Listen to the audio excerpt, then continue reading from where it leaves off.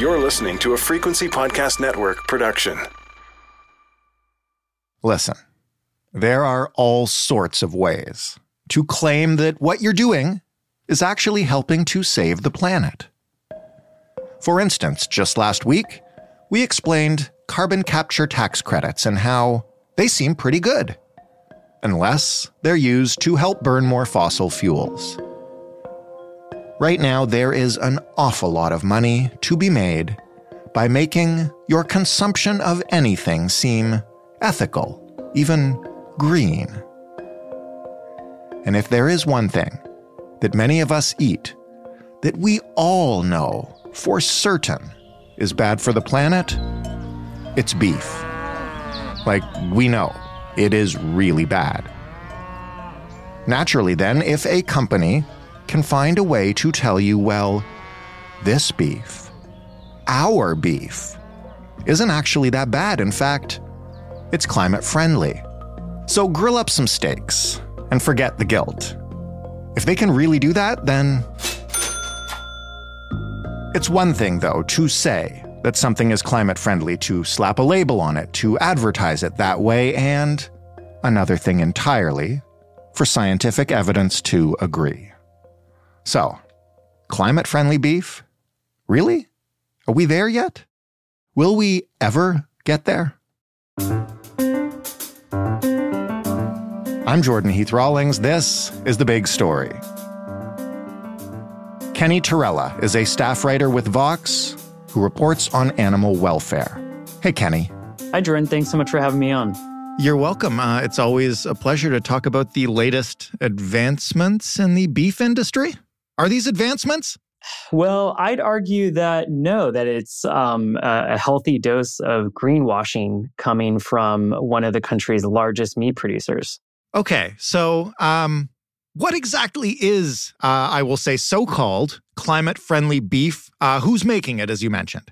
Yeah, so it's Tyson Foods, which is one of the largest meat companies, not only in the United States, but in the world. And they've recently started selling in very limited quantities what they're calling climate-friendly beef. And it's beef that they say has a 10% smaller carbon footprint than other beef.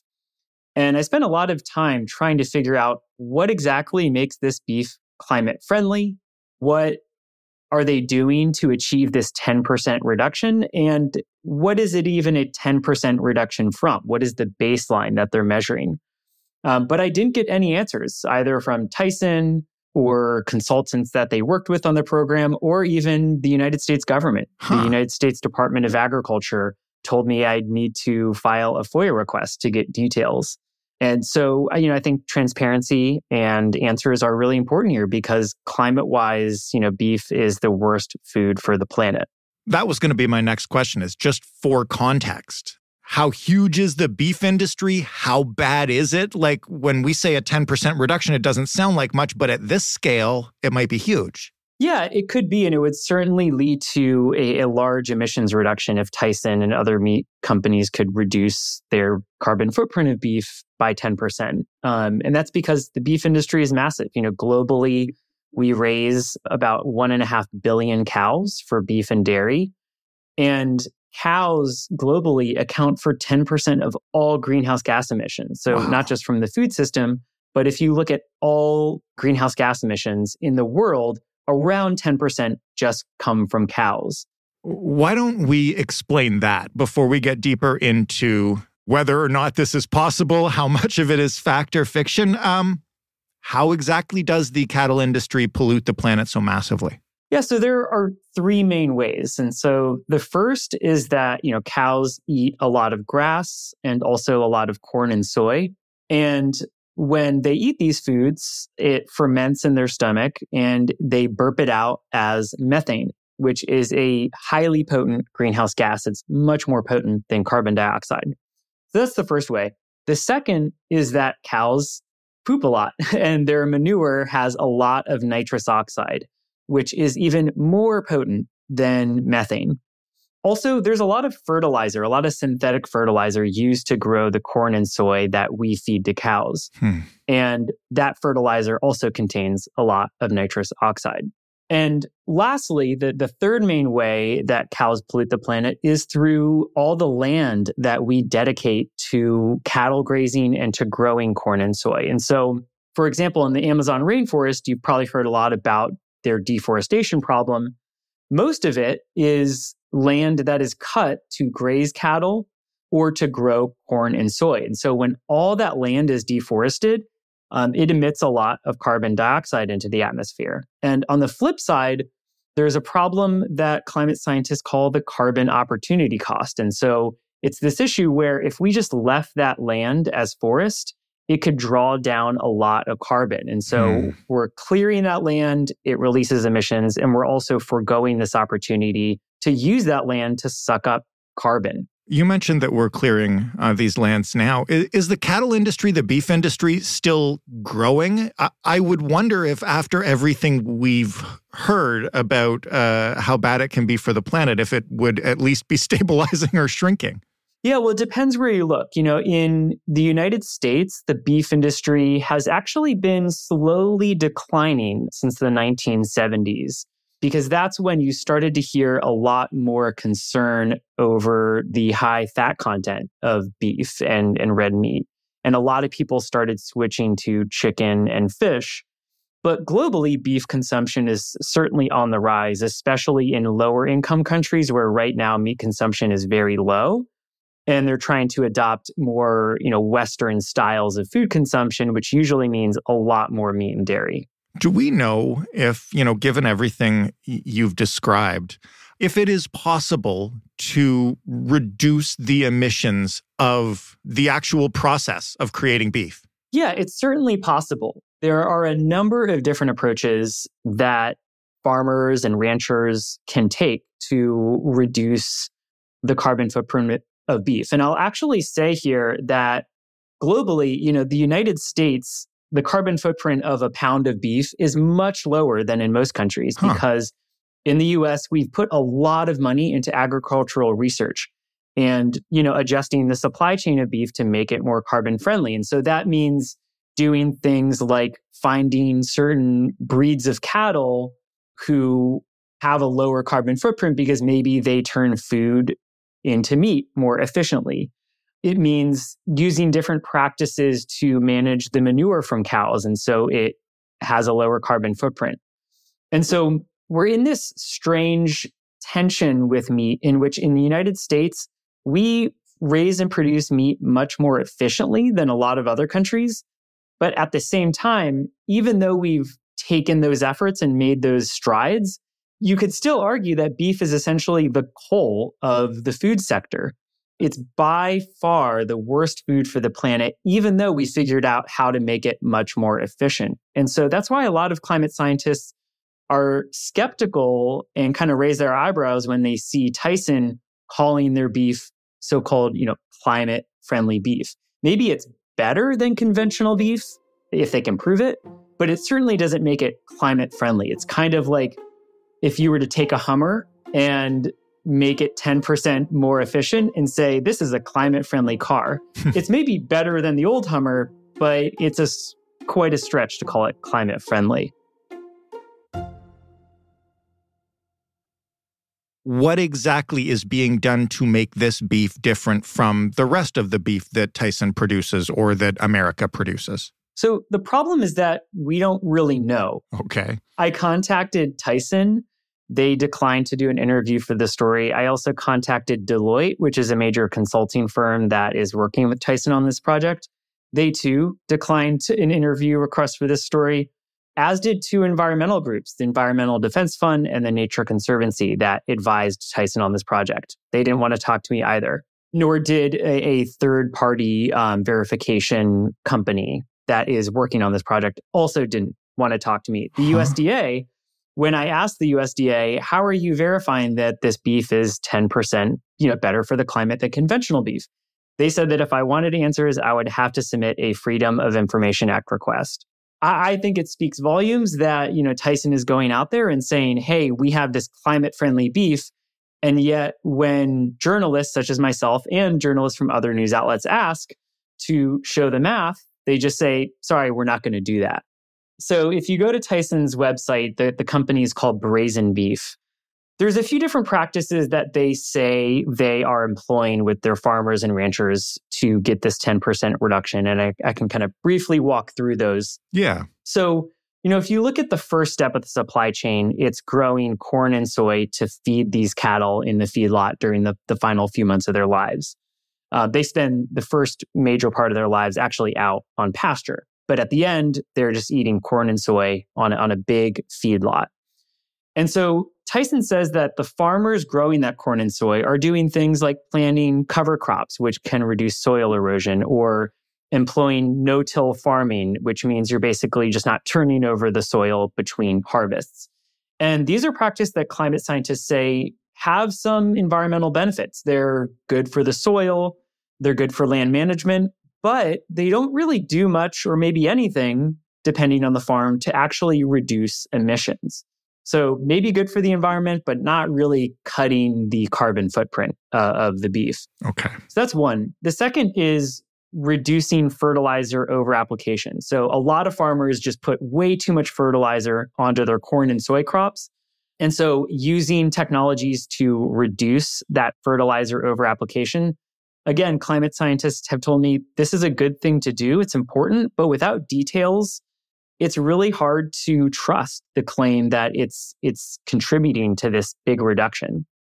And then I'll mention just one or two other things. One is that Tyson says that it is doing this practice called pasture rotation, in which you move cattle around more frequently to different parts of the field, which gives the grass more time to regrow, which again can provide a number of environmental benefits, but probably can't meaningfully reduce emissions. Right. And so you have this whole slate of practices that Tyson is talking about. But when they're talking about it in these vague terms without details, consumers should be skeptical. You mentioned that you spoke with some climate scientists about this. You ran those processes by them. What did they think about, the overall changes, I guess, that Tyson is claiming they've made? Yeah, so there's a lot of environmental scientists and environmental nonprofits that are voicing a lot of criticism and skepticism around Tyson's claims. And one I spoke to, his name's Matthew Hayek. He's an environmental professor at New York University. And he said, well, a lot of these practices that Tyson says it's doing are admirable and important to pursue and can provide some environmental benefits. He said that at the same time, most of them really won't reduce emissions significantly. They might reduce them marginally, and that claiming a 10% reduction is really misleading for consumers. I can understand why Tyson, who maybe or clearly is marketing this and hoping it drives revenue, would be reluctant to get into specifics here. Why wouldn't the USDA talk about it? Wouldn't it theoretically fall to them to ascertain if this claim is true? And why wouldn't they share that with journalists? Yeah, so the USDA has a really odd and complicated relationship with the meat industry and the food industry more broadly. And so, like many agencies, they are charged with regulating certain agencies. That's part of their mission. But at the same time, they're also charged with promoting American agriculture, which creates this really serious conflict and tension that comes up over and over again when you look at the history and the present day issues within the USDA. And critics say that they spend a lot more of their time and resources on the promotion side rather than the regulation side. And so, I've done a lot of research into animal welfare claims that meat and dairy and egg producers make on their labels. If you walk through the meat aisle, you'll see a lot of terms like humanely raised or farm fresh. Right. Or sustainable. And with few exceptions, the meat industry kind of gets to operate on an honor system with the USDA. There's not an army of USDA inspectors going out onto farms, making sure that these claims are verified. It's largely an honor system, which leads to what a lot of critics call humane washing rather than greenwashing. Do we know how this new claim of climate-friendly beef is going over or will go over with the consumer? I mean, obviously, that's the end goal here, right? Yeah, so environmental groups really worry that it will mislead consumers and make them believe that the beef that they're getting that says climate friendly is friendly for the planet, or at the very least, a lot better than conventional beef. And polls show time and time again, we've done polls at Vox and other news outlets and academics have run polls trying to gauge consumers' understanding of the climate impact of food. And polls show that people have very little understanding. And I think it's a complex problem because the media doesn't really talk about the climate impacts of food too much. Environmental groups don't. And so we have a consumer base that sadly is really ripe for being greenwashed because they're going into the supermarket armed with little knowledge of what could make a food climate friendly or not. And they kind of have to trust what's on the label.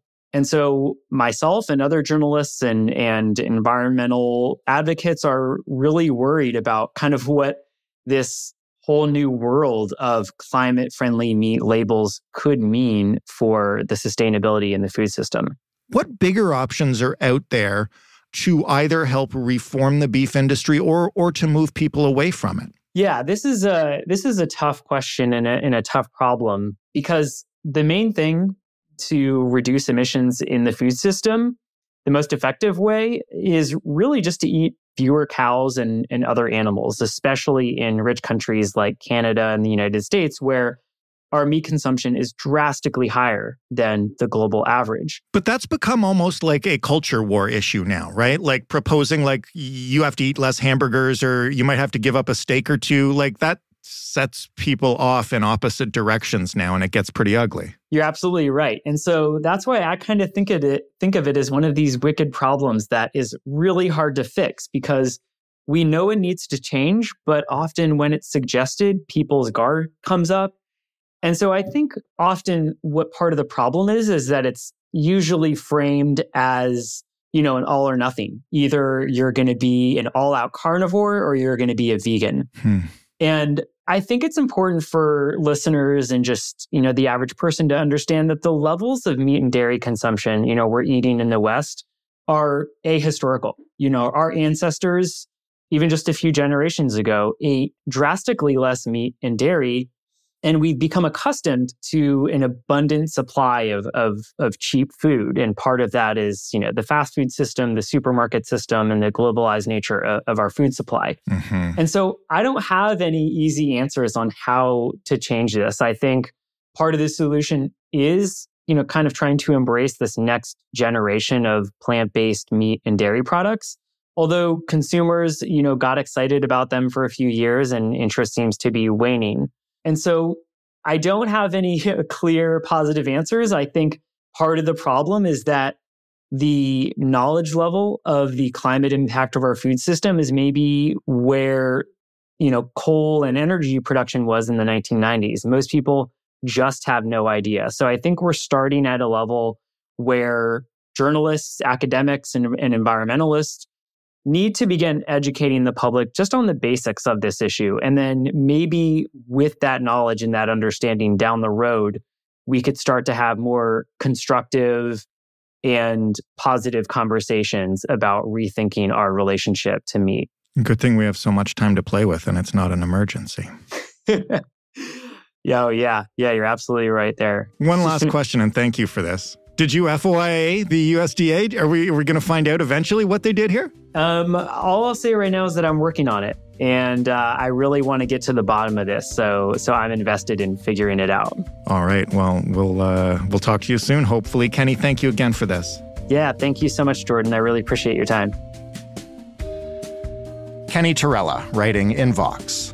That was the big story. For more, including the episode I mentioned about carbon capture tax credits off the top, head to thebigstorypodcast.ca. We love exploring claims of things that will definitely save the planet because, well, as you just heard, most of the time, not so much. If you have a suggestion for an episode, or even just a comment, a question, or a concern, you can find us on Twitter at TheBigStoryFPN. You can always write to us. The email address is hello@thebigstorypodcast.ca, and you can even call 416-935-5935, and leave us a voicemail. The Big Story is in every single podcast player. It's all over the podcast landscape, really. You don't have to go far. You can search it in any app, and you can also ask your smart speaker to play the Big Story podcast. Thanks for listening. I'm Jordan Heath Rawlings. We'll talk tomorrow.